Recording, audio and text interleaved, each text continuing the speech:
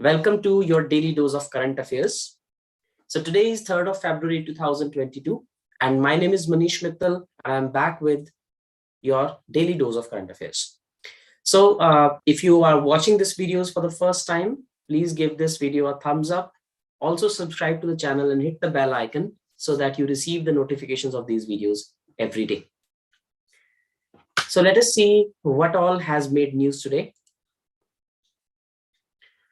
So in most of the economic news that are dominating today, banks will transfer 15 non-performing asset accounts to NARCL in this financial year. So NARCL is National Asset Reconstruction Corporation Limited. We'll see what it is. We'll see what is the target of NPAs, what is NPA and why it is being transferred to this particular entity. We will learn all about this briefly. Secondly, world's first hydrogen-powered flying boat named the Jet has been tested, and we'll see the nitty-gritty of what this flying boat is. It is hydrogen-powered, so it is promising as far as renewable energy or clean energy is concerned. Next, the National Statistics Office has released the first revised GDP estimates for financial year 2021. So it contains some crucial data for Indian economy that we will have a look at. Next, in art and culture, Torgya Festival has been celebrated in the Indian state of Arunachal Pradesh. We will see that. And finally, the Global Center for Excellence in Affordable and Clean Energy has been launched. We will see where it has been launched and what is the purpose of it. So let us discuss these news one by one. So hi, Muskan. And so first news is banks to transfer 15 NPA accounts to NARCL in financial year 2022. So NARCL is basically the bad bank. So we have been talking about the bad bank for the last few years now, and NARCL is that bad bank. So the full form of NARCL is National Asset Reconstruction Company Limited. Now here asset is, now let us try to understand what is asset from a bank's perspective. From a bank's perspective, the money that it has lent to its customers is asset. And the money that it has deposited with it itself, whether the customers have deposited with the bank, are the liabilities of the bank. So it is other way around. So here asset reconstruction means that those accounts whom the government, whom the bank have lent, but they are not able to pay back, that is known as a non-performing asset. So if someone has taken a loan, but they are not able to pay the EMIs back on time, then that account turns a non-performing asset. So NPA is becoming a big problem in India, especially in the aftermath of COVID-19. Many industrialists, many small businesses, they are not able to pay back the EMIs on time because the economy went down. So the government has come up with this idea where a separate entity called NARCL has been constituted, and it will take over the non-performing assets of all the banks so that their balance sheets can be cleaned. And not only NARCL, there is another entity, India Debt Resolution Company Limited, IDRCL. So both of these are ready to commence their operations now. In total, 38 NPA accounts have been identified, although there are millions of such accounts, but they do not take into account very small values. It's not like you haven't paid your loan of 50,000 rupees or 2 lakh rupees and they will count you as an NPA. No, they count larger NPAs, like industries, infrastructure sectors. Like if there is an industrialist who is not able to pay back 10,000 crore rupees of loan, that is what they will count as, a non-performing asset under this particular scheme. And generally they are taking those NPAs which are above 500 crore rupees in value. And in the first such instance, 38 such accounts have been identified that collectively owe around 82,000 crore rupees to the banks. So 38 accounts owe 82,000 crore rupees to the banks that have been identified. And in the first phase, 15 of those NPAs totaling around 50,000 crore rupees will be transferred to the NARCL in the current financial year. And as far as NARCL and IDRCL are concerned, NARCL is an initiative of the public sector banks. So public sector banks have a majority stake in the National Asset Reconstruction Company Limited, and the IDRCL is majorly owned by the private sector bank. So that is the major distinction. The purpose of both these agencies is to clean up the balance sheets of the banks. In the second news, world's first hydrogen-powered flying boat, the Jet, has been tested. So Dubai firm, the Jet Zero Emission, announced the launch of world's first hydrogen-powered flying boat in Dubai, in UAE. And it features cutting-edge characteristics and technologies, making it applicable for flying in silence over the waters at a cruising speed of 40 knots. And it also has a capacity of carrying 8 to 12 passengers. So the most important thing about this is that this is a hydrogen-powered vehicle, and its inaugural flight will be held during COP28, which is the World Climate Change Conference. So last year COP27 was held, COP26 was held.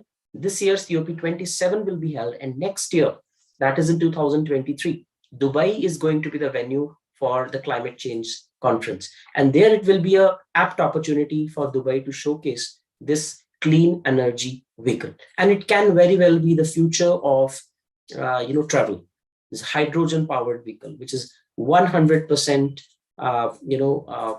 climate friendly. So you can see in this picture, it is a virtual render of this particular boat. Next, the National Statistics Office has revised the GDP estimate of India for financial year 2020-21. And the National Statistical Office comes under the Ministry of Statistics and Program Implementation. So it has released its first estimates for 2020-21. Although the year has passed, but these estimates keep on improving. So the first revised estimate is that according to this NSO, the GDP in 2020-21 contracted by 6.6%. Earlier it was, reported that the GDP is minus 7.3% for the set time, but now it is ascertained that it was actually minus 6.6%. So since new data keeps coming in, there is a lot of overhang from the financial year, which is spilled onto the next years. So this new data keeps on adding, and then the NSO keeps on revising its estimate. So earlier the estimate was that the GDP was minus 7.3, but now it has been revised to minus 6.6. So there's a really important figure that India's GDP growth during the peak time of COVID-19, first and second wave, was minus 6.6%. And it was due to COVID pandemic and the lockdown. Of course, so it was not unique to India. It happened all over the world.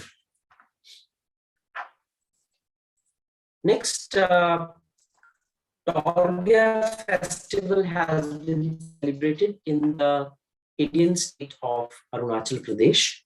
So Torgya is a Tibetan festival, and it is celebrated by the Monpa tribal community. So Monpa is a community that lives in Arunachal Pradesh and heavily concentrated around the Tawang monastery, which again is the largest Buddhist monastery in India. It is the largest Buddhist monastery in India.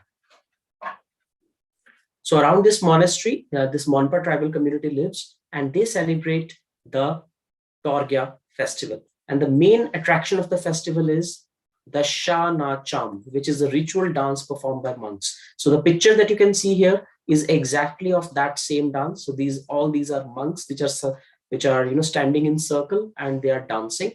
So this is the main ritual of this festival. And this year, it is a special festival. It is the Dungyur Torgya Festival. Not only Torgya, it is Dungyur Torgya, which is celebrated every third year. And it is organized with the blessings of Dalai Lama, who is the highest temporal seat of Buddhists around the world. And Dalai Lama offers blessings known as Se Boom to other lamas. Right? So it's a holy festival. Dalai Lama, issues blessings, offers blessings to all the lamas here. And here there is a slightly geopolitical angle that Arunachal Pradesh is a state which is claimed by China. There is a India does not consider it as a disputed site, but China does. And also Dalai Lama does not have good relations with China because he was extradited from China, and he, along with thousands of Buddhist monks, came to India for under exile, and they were given asylum in India in a place called McLeodganj near Dharamshala in the state of Himachal Pradesh. So since then, Dalai Lama hasn't returned to China, and since Arunachal Pradesh is considered as a disputed territory by China, whenever Dalai Lama visits Arunachal Pradesh, it causes ripples in China, and China issues a statement to provoke India, right? But India doesn't mind because India considers Arunachal Pradesh as its inherent part. The next, the Global Center for Excellence in Affordable and Clean Energy has been launched at IIT Dharwad. So IIT Dharwad is a place where this center has been, launched. And it is heartening because India is taking a lot of steps towards affordable and clean energy. India has already announced a slew of its commitments towards boosting solar energy, wind energy, nuclear energy, so that it can achieve the commitments that it has set for itself to be achieved by 2030. India has an excellent track record at achieving the commitments well in time. So India has already achieved the target of the proportion of renewable energy. So in 2015, India had set a target that by 2030, around 40% of India's total energy basket shall be from non-fossil fuel based resources. And India has already achieved that in 2022, right? That is heartening. And now India has increased that target to 50%. So that is a very good thing. So if that means that if by 2030, India is generating a total of 1,000 gigawatts of electricity, at least 500 gigawatts shall be from non-renewable resources, for example, the solar, wind, nuclear energy, hydroelectric, etc. And now a Center for Excellence has been established to do more research on affordable and clean energy. So it will enhance the research in these fields, and the center will incubate technologies and physical infrastructure. So incubation means that it will act as a bridge between the academia and the industry. So it will act as an incubation center where training will be provided, technology would be provided, so that the students who are just out of their courses can actually be industry ready. Also, it will create clean energy solutions that will target on livelihoods of rural communities, because it is widely believed and it is widely accepted as well that one of the largest victims of climate change are going to be the rural communities. For example, agriculture. So agriculture is a profession that is highly dependent on weather conditions. So if there is excess rainfall, that also destroys the crops. If there is less than adequate rainfall, that also destroys the crops. So it is a climate intensive vocation. So to protect the livelihoods of rural and agrarian communities, these solutions will be there. For example, the solar water pumps. So if there is a problem of electricity in certain area, the water pumps that will pump the water into their fields shall be run from solar energy. So such type of solutions shall be initiated here, and the center is to be supported by CSR funds. Now, what are CSR funds? CSR basically means corporate social responsibility. So this principle was adopted by the government of India a few years back, and under the principle of corporate social responsibilities, the corporates who are earning beyond a certain limit. So there's a limit set under the law. For example, if your net profit is above 10 crore rupees, or if your turnover is above 100 crore, something like that. So if a company is earning well, has a good turnover, then they need to spend 2% of their average net profits on charitable activities. So this is a list provided by the government in which the corporates have to donate some money, and it is mandatory. It is not optional. And if a company does not do that, that company risks losing its registration. So for example, if a company is earning 100 crore rupees as net profit, then 2% means 2 crore rupees out of that has to be devoted towards CSR activities. And the government has a long list of such activities which are eligible for the CSR activities. For example, renewable energy is one of those.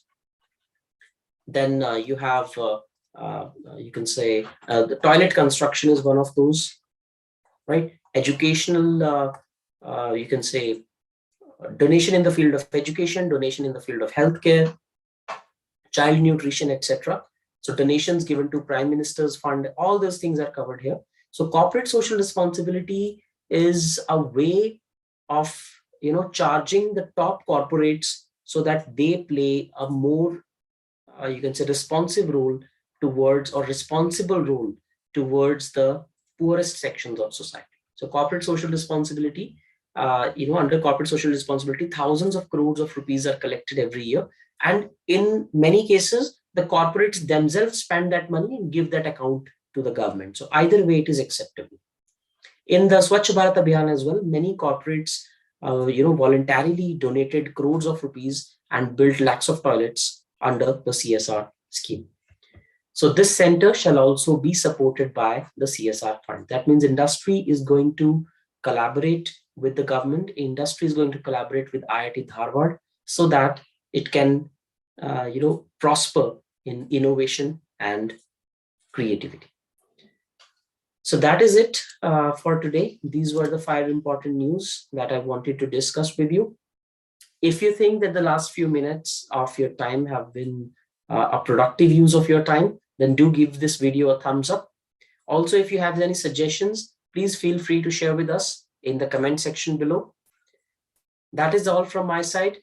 Thank you so much and take care.